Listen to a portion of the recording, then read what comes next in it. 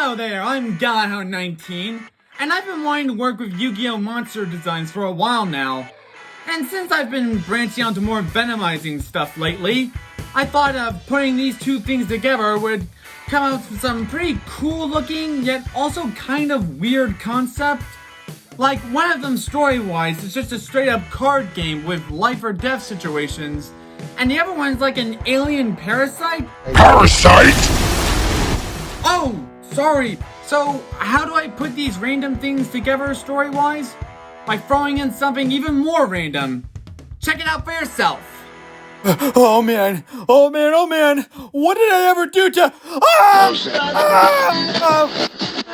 Okay, let's hope this time it stays quiet long enough for me to finish one of these things. Kota Yakima log date, lost track. Tuesday, I think.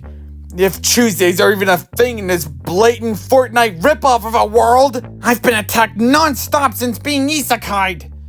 For those of you non-anime fans who are watching this, isekai is where you're transported and or reincarnated to another world. Usually it's a fantasy world or a video game world or whatever crazy messed up worlds are out there. So my life is now an anime plot. Nearly died multiple times and don't even have a harem to show for it. Just these survival logs, but the monsters here's got this habit of interrupting them. This is the longest I've gone through without an aggressive hairball chasing me or an evil tin man trying to eat my heart. Do I have a target on my back? Have I said something that hurt anybody's feelings? Oh, I'm going into too many tangents right here. Let's start from the beginning.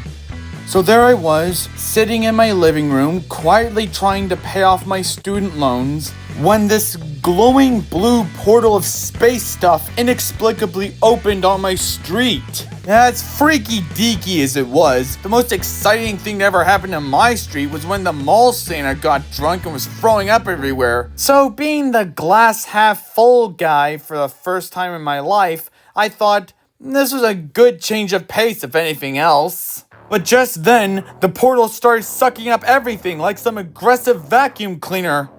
So I pretty much jinxed it there. I got sucked up along with a bunch of other people. That portal was such a gnarly ride. Well, let's just say, thankfully I was wearing brown pants. Anyway, we all made it through the portal safe enough. Besides the rough landing on the other side, we ended up in this forest. Nothing was out of the ordinary, just green grass and tall trees. Everything was looking like our world. But sadly, I jinxed us. Again. Just then, something was coming out of the clearing. A whole bunch of somethings. I was hoping it was gonna be like the Wizard of Oz with singing munchkins, or like Alice in Wonderland with a tea party, but nope and nope.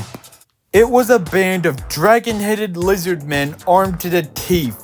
I turned my head to the side and caught a last-minute glimpse of the portal closing up behind us. So I then turned back to look in front of me, and I saw this lizard dude who was like wearing a slime monster. Not kidding. The thing was morphing over the guy's armor, his weapon, and his sanity. And he was marching up to me with a kunai with chain weapon in his hands, or claws, or whatever. Once again, I was relieved to be wearing brown pants at least.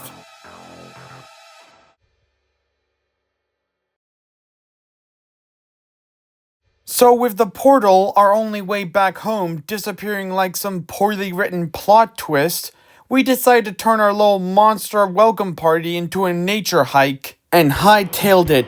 The scaly squad chased after us, and I had the goopy guy catching up to me. The freak was swinging his weapon round and round, wanting to decorate it with my blood. And I just wanted to not have "shouldn't have skipped leg day" written on my tombstone.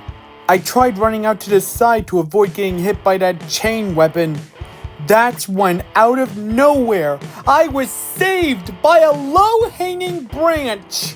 That's right, that dummy of a warrior ran into a low-hanging branch then fell flat on his back. So lucky me, I escaped. Anticlimactic, I know, but still lucky. Well, apart from being separated from everyone else in the commotion, that wasn't so lucky. Then again, being isekai to this place wasn't lucky at all. They make this look so easy in anime. A few episodes in, the guy's owning the joint. I've been here for months, and I still have no harem. Heck, I can barely get a moment's What?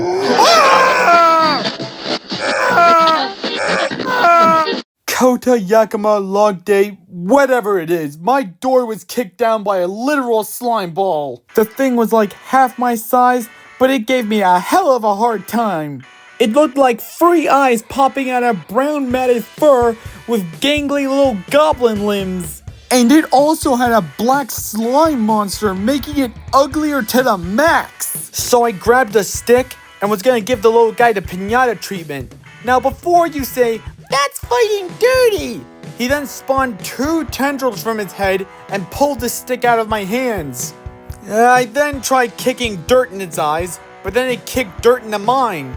I threw something at him, he threw something at me. It was a lot more heroic than it sounds. Anyway, we were both in the middle of slapping each other silly, which I was totally winning, by the way. But then, boom! Things went from bad to holy that's worse.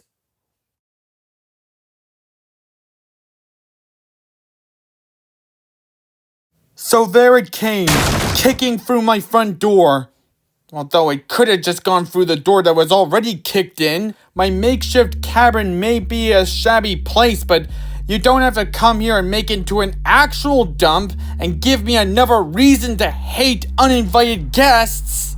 I'm off into too many tangents again. Anyway, this was a freak I bumped into before. A decked out Tin Man in black armor, silver trim, and encrusted with red jewels and stuff. Yeah, I unfortunately met him in these temple ruins, not that far from the forest where I was first portaled into this crazy world. Now, I was scavenging through the ruins for any kind of materials to build my cabin. That was when I met this guy. Now, he didn't chase me so much like a bloodthirsty monster, but more like a grouchy old man that wanted me off his lawn or something. But this time was different. He came to my cabin also rocking the slime look. It's either some vicious fab going around or these guys are being taken over by planet-conquering parasites. Either way, it's a bad look if you ask me. Now, the one he had was blood red and had spikes growing out of, well, everywhere. And he came into my cabin in this whole supervillain strut. He was looking at me with this "I'm gonna kill you" look on his face. And look, I'm not good at embellishing. I was frozen on the spot. Even with every brain cell shouting at my legs, I just couldn't move. Right there, I thought to myself, is this how it ends? A real anime death? As soon as I had that thought, I don't know why, but I just looked over to the slime ball that I was just fighting with, and I don't know how, but despite all the fangs and the 3 eyes, I could tell that this little guy was just as scared as I was. He looked at me for a moment, then looked back at the other guy and growled. He spawned his tendrils, but the Tin Man then kicked him to the side before he can do anything.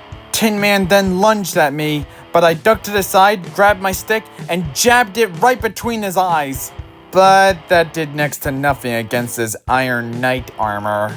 He just shoved me to the ground, and then the red ooze was morphing around his arm and taking the shape of a blade with teeth. With a single swipe, he, not so surprisingly, smashed my stick to pieces. So there he was, standing over me, raising his arm blade thing to strike, when 2 tendrils wrapped around it. I don't know whether he meant to, but the little guy saved my life. I should come up with better names for some of these guys. Anyway, the Tin Man turned away from me and began hacking away through the tendrils, which left me a clear shot to the front door. So I went for it. I was about to get outside, about to be home free, but then I heard the little guy crying. I looked back and saw the Tin Man had him in his hands and, well, If this was an anime, it wouldn't be so main character of me to just leave him back there. So I ran back in there screaming like a banshee and leapt on the Tin Man's back. And that was enough for the little guy to break free. He wrapped his tendrils around both of the guy's arms and then leapt up and chomped his teeth on his metal head. We had the guy pinned down for about 3 seconds before he sent us flying. My back hit the support beam from my shack. But then I had an idea. I stood up and I called the Tin Man a and he came lunging at me.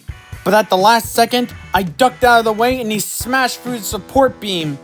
I then grabbed the little guy and ran out of there, right when the cabin collapsed right on top of the metal dude. And well, that was how I made my first friend here. The little guy's been by my side ever since. And now I'm left wondering, what else does this crazy, crazy world have to offer? Still waiting on that harem, though.